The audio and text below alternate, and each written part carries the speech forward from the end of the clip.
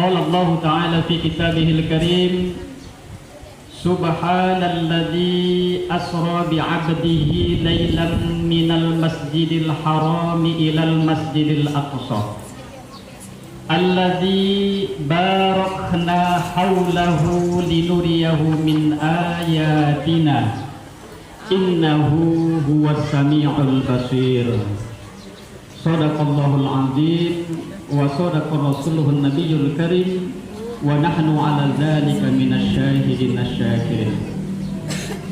Yang sama-sama kita hormati Bapak Kepala Sekolah SMP Negeri 3 Kecamatan Salatiga,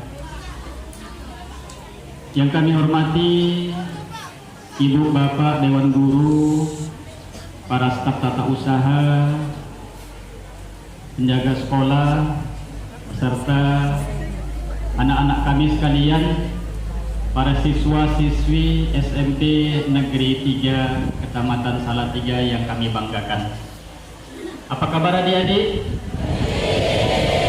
Sehat semuanya? Badannya sehat? Kantongnya sehat? Mun kantongnya sehat, ada dompetnya di kantongnya. Ada nggak bawa dompet? Sehat, berarti kantongnya belum sehat. Bukan speaker sembarang speaker. Speaker dibawa dari Sempalai. Bukan masker sembarang masker. Yang bawa masker harus dipakai. Mun Pak Ustadz buka supaya bisa ngomong dengan leluasa. Baik, kita mulai. Pertama sekali mari kita memuji Allah Subhanahu wa taala. Kita bersyukur kepada Allah dengan mengucapkan alhamdulillah pada hari ini, pada pagi hari ini, di hari yang mulia, hari Jumat, kita sami-sami dapat hadir dan berkumpul di masjid yang kita cintai itu dalam rangka untuk mengikuti kegiatan peringatan Isra wal Mi'raj Nabi besar Muhammad sallallahu alaihi wasallam. Kalau disampaikan atau kalau kita mendengar nama Nabi kita diucapkan, maka kita semuanya harus bersolawat Allahumma sholli ala Sayyidina Muhammad. Karena kata Nabi, kalau namaku disebut tapi kalian diam saja, tidak mengucapkan sholawat atasku, kata Nabi, maka kalian termasuk orang-orang yang bakhil. Tahu bakhil? Bakhil tahu? Lokek tahu? Lokek. Bakhilnya sama dengan lokek, sama dengan keminting. Jadi mun ada orang Islam mendengar nama nabinya disebut, dia diam saja, tidak bersolawat minimal sallallahu alaihi wasallam, maka pun kita diam berarti kita orang yang keminting, kata Nabi. Mau kita jadi orang keminting? Nggak mau kan? Maunya kita orang yang dermawan. Maka ketika nanti Pak Ustadz menyebut kata Nabi Muhammad, maka sama-sama sallallahu alaihi wasallam. Adik-adik yang kami banggakan, Bapak Ibu Dewan Guru yang kami muliakan, peristiwa Isra dan Mi'raj ini bukan peristiwa biasa. Dapat diingat-ingat. Peristiwa Isra dan Mi'raj bukan peristiwa biasa, tapi peristiwa luar biasa. Peristiwa yang dahsyat, peristiwa yang menakjubkan, peristiwa yang spektakuler. Kenapa peristiwa Isra dan Mi'raj disebut dengan peristiwa yang menakjubkan, spektakuler, luar biasa? Karena sampai dengan detik itu belum ada ilmu pengetahuan manusia, teknologi manusia yang bisa menganalisa, mendeteksi peristiwa Isra dan Mi'raj kenapa bisa terjadi sedemikian hebatnya. Pertama, Allah mengawali firman-Nya menjelaskan tentang Isra Mi'raj yang tadi dibacakan oleh teman kalian ya. Sungguh sangat luar biasa suaranya.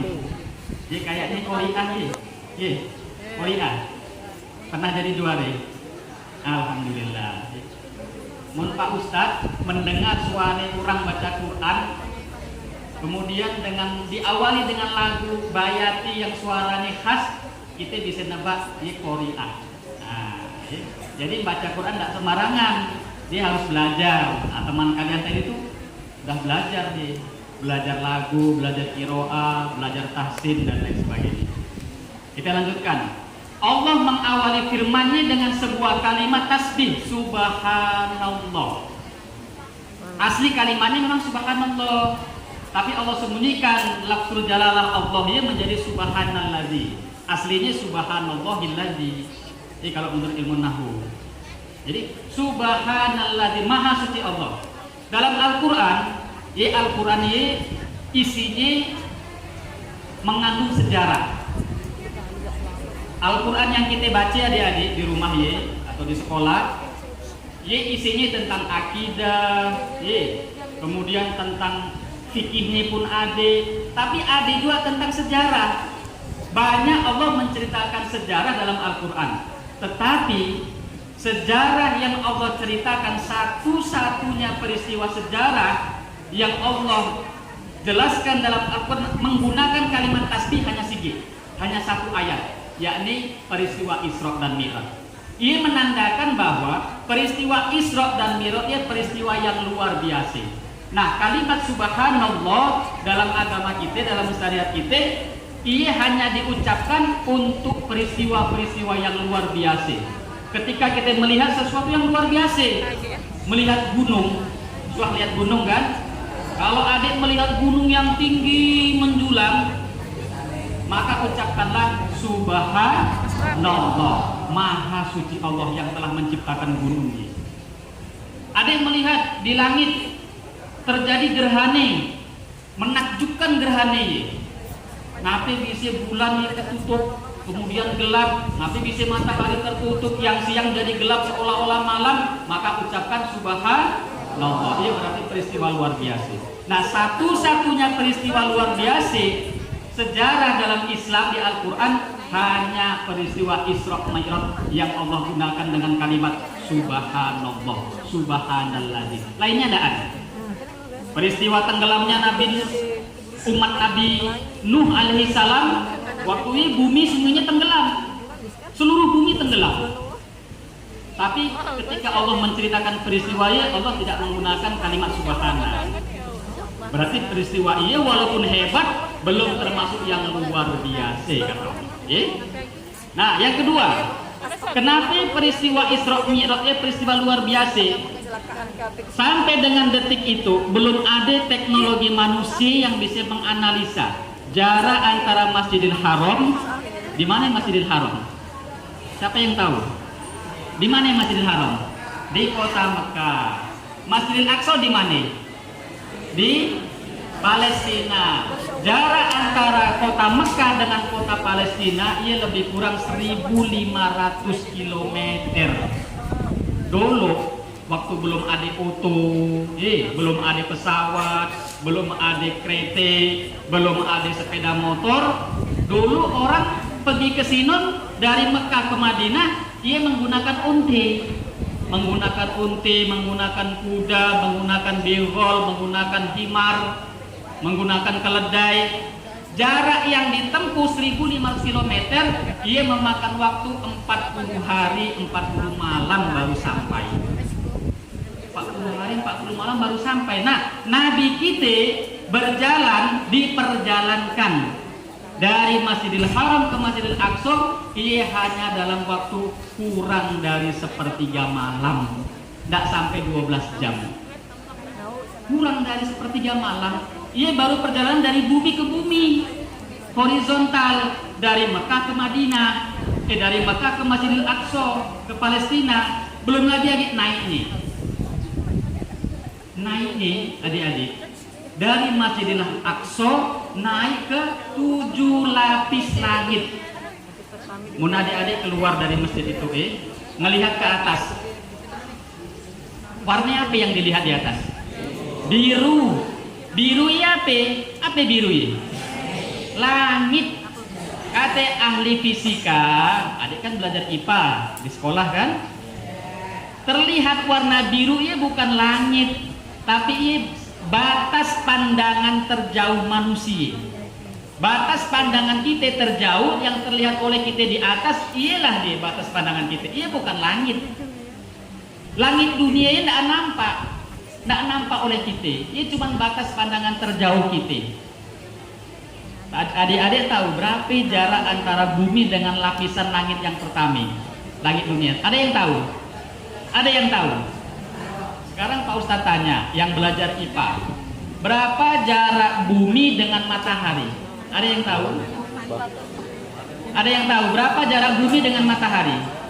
150 juta kilometer.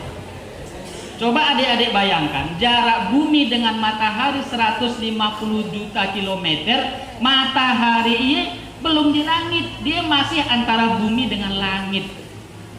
Bagaimana dengan jarak bumi dengan lapisan langit yang pertama, langit dunia? Kata Nabi SAW, jaraknya sejauh 500 tahun perjalanan. Adik berjalan pakai kuda yang tercepat selama 500 tahun baru nyampe ke lapisan langit yang pertama. Coba bayangkan berapa jauhnya, siapa yang bisa ngukur? Iya, baru lapisan langit yang pertama. Nabi kita naik ke lapisan langit yang pertama, kemudian berjumpa dengan penjaga langit. Nabi naik dari Masjidil Aqsa ditemani Jibril, naik ke atas sampailah ke pintu langit yang pertama. Ternyata di langit ada pintu, macam masjid itu ada pintu, 3 pintunya. Di langit pun ada pintunya, ada penjaganya. Yang menjaga pintu langit para malaikat. Nabi Shallallahu Alaihi Wasallam waktu naik bersama Jibril sampai di pintu langit yang pertama, Nabi minta izin kepada penjaga langit yang pertama untuk masuk ke langit yang pertama. Jadi Jibril alaihi salam ini ketuanya malaikat, bosnya malaikat, makhluk yang paling dekat dengan Allah dia malaikat Jibril. Kalau malaikat yang lain dia anak buahnya Jibril. Penjaga langit, penjaga pintu dia anak buahnya. Tapi waktu Jibril mau datang ke pintu langit yang pertama minta izin, minta dibukakan. Apa hikmahnya untuk kita adik-adik? Hikmahnya untuk kita pun masuk ke rumah orang, masuk ke kamar orang tua kita, masuk ke rumah kawan kita, kita harus minta izin dulu, tidak boleh sembarangan. Ia pelajaran penting untuk kita. Sedangkan Jibril alaihissalam, makhluk yang paling dekat dengan Allah, yang dipercaya oleh Allah untuk menurunkan wahyu, ia tak kala naik ke langit minta izin dulu. Jadi kita pun semua harus gini, Bapak Ibu Dewan Guru, adik-adik semua ini, mungkin kita masuk ke rumah orang, masuk ke rumah kawan, maka ketuklah pintu minta izin. Mau tidak diizinkan oleh kawan kita tidak usah masuk. Mau tidak diizinkan oleh orang yang punya rumah, tidak usah masuk. Mungkin ada sesuatu yang tidak diizinkan kita masuk. Mau diizinkan baru kita masuk.